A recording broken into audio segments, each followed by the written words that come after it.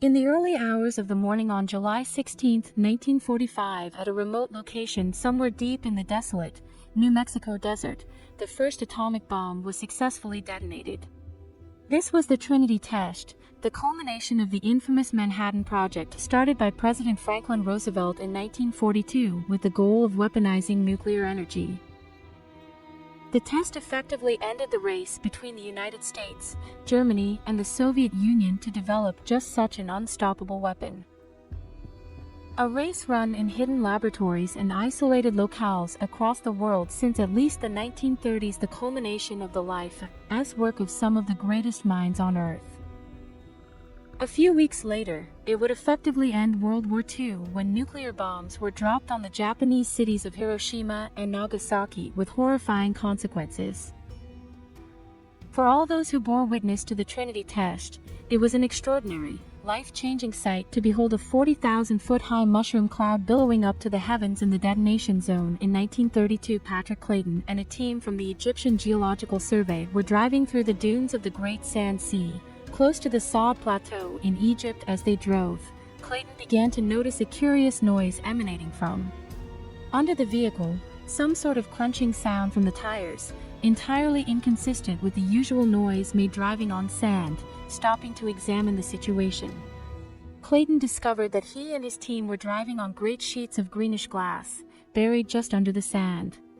The crunching noise, originating as the weight of the vehicle, cracked and broke the glass into chunks beneath them. Clayton and his team were puzzled what could have caused this unusual phenomenon a decade before the start of the Manhattan Project. They could not envision the type of force required to turn an ocean of sand into glass. The dunes of Egypt, however, are far from the only place on Earth where this so-called desert glass has been found in southern Iraq.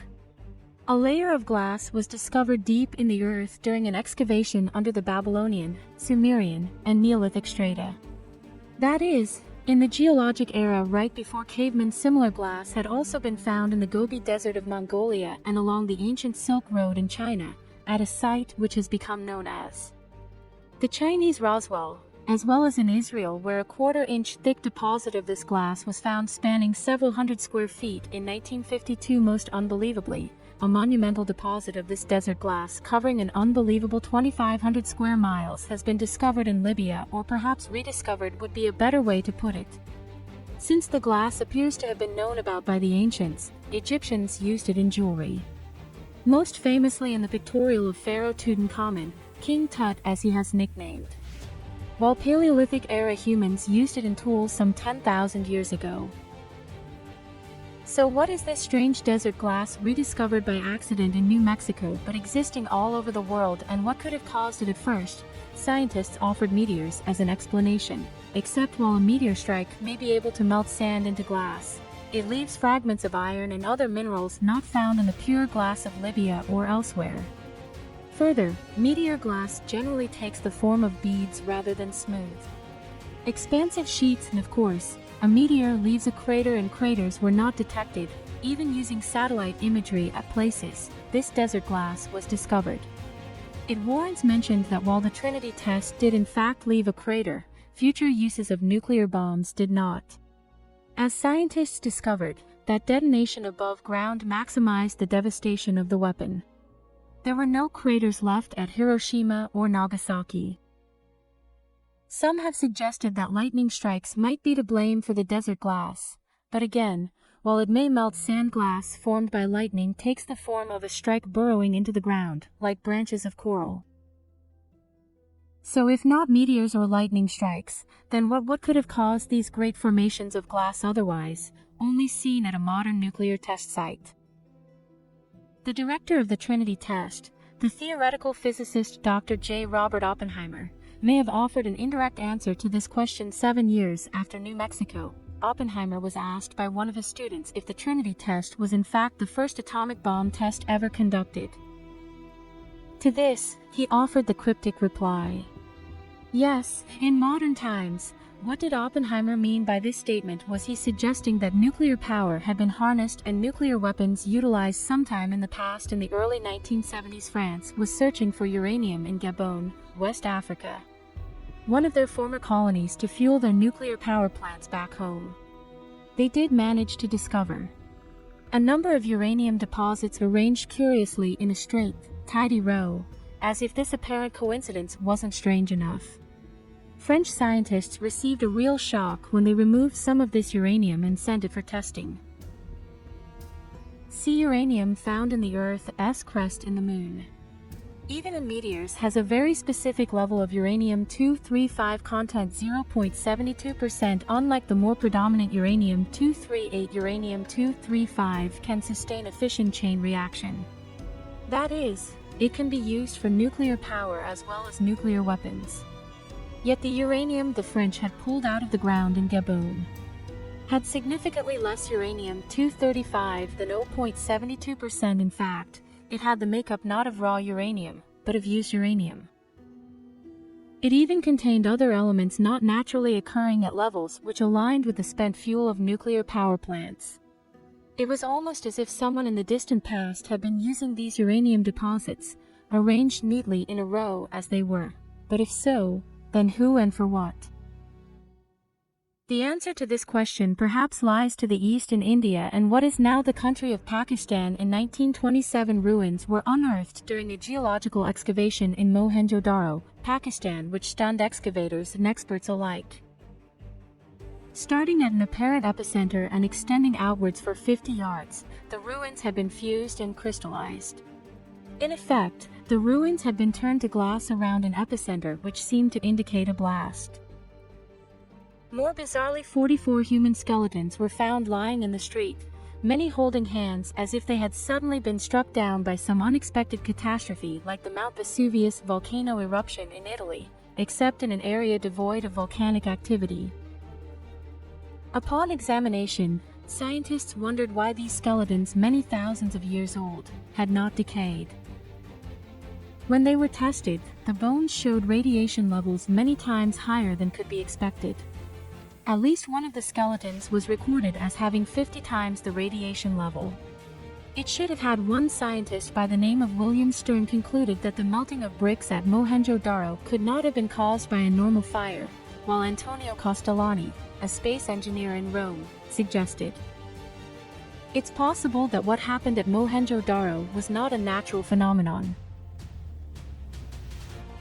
But these types of apparently unnatural phenomena have been found across the Indian subcontinent. For example, in Jodhpur on the edge of the Thar Desert in India, a 3-square-mile radioactive zone was discovered during excavation for a housing project. Under the ground was a layer of radioactive dust consistent with what is found in areas after a nuclear detonation. Sometimes evidence does not make sense, and for the experts, Mohenjo-Daro and Jodhpur seemed to be evidence which suggested the use of nuclear weapons many thousands of years or more before the Manhattan Project. Is it possible this is what Oppenheimer was referring to when he asserted the Trinity test was the first nuclear bomb in modern times? It is interesting to note that upon creating his bomb, Oppenheimer infamously said, "Now I am become death, the destroyer of worlds." This was a quote he took from the Bhagavad Gita, an ancient Indian text. Oppenheimer was intimately familiar with having learned the Sanskrit language specifically so he could read it in its original language. Consider that within the Bhagavad Gita there are numerous accounts of magical super weapons wielded by gods, which sound frankly a whole lot like modern nuclear bombs. One such weapon caused crowds of warriors with steeds and elephant and weapons to be carried away as if they were dry leaves of trees, while another produced an incandescent column of smoke and flame as bright as 10,000 suns, which sounds eerily similar to the mushroom clouds produced by nuclear bombs.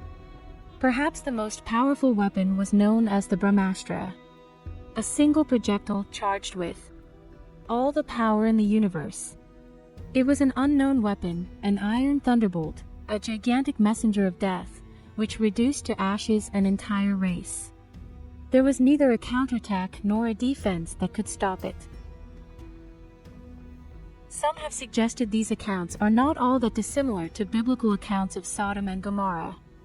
As the Bible says in the book of Genesis, "Then the Lord rained down burning sulfur on Sodom and Gomorrah from the Lord out of the heavens." Thus he overthrew those cities and the entire plain, destroying all those living in the cities and also the vegetation in the land.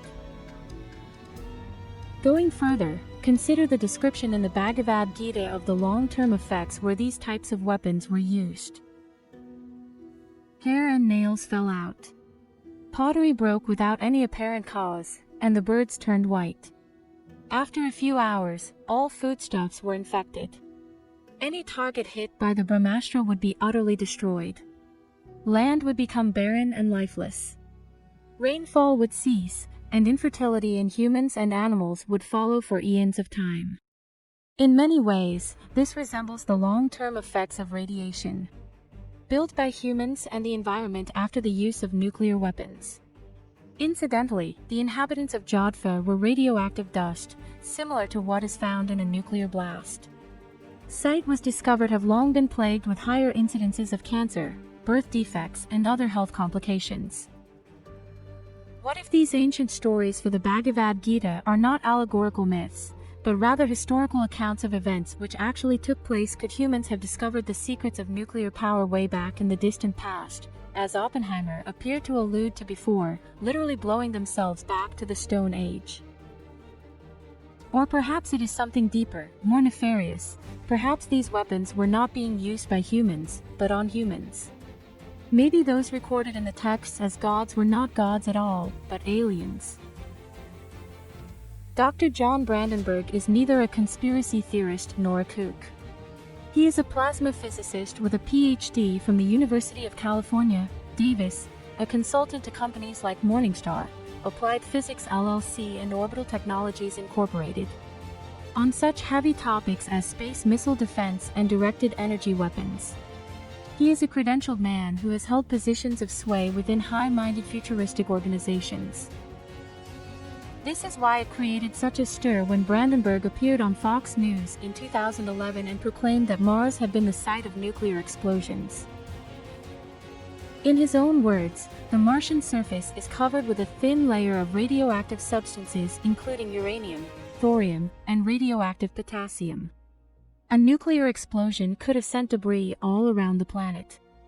Maps of gamma rays on Mars show a big red spot.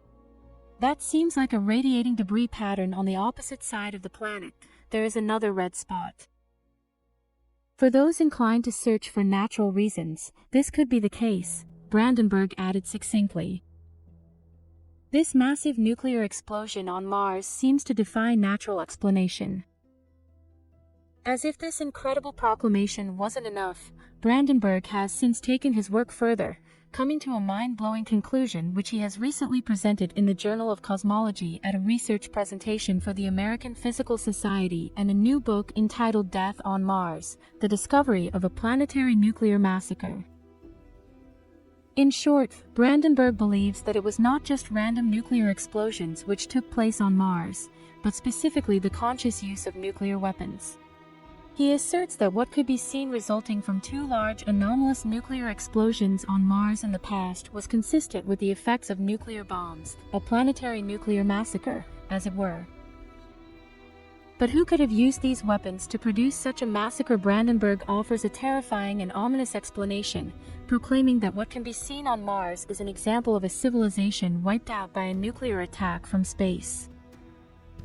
He expands on this theoretical horror, colloquially, explaining in his book it is possible the Fermi paradox means that our interstellar neighborhood contains forces hostile to young noisy civilizations, such as ourselves.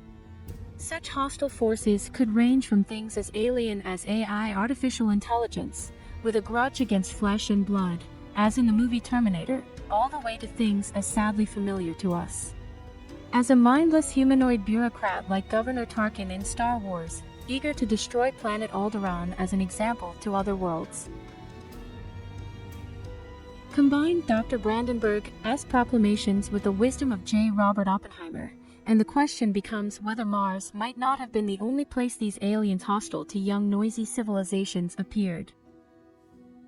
Perhaps they in fact appeared in India and elsewhere, occurrences recorded by ancient civilizations in places like the Bhagavad Gita, turning their terrible alien power on human beings and blasting them back to the Stone Age, leaving smooth oceans of desert glass and radioactive ruins in their wake.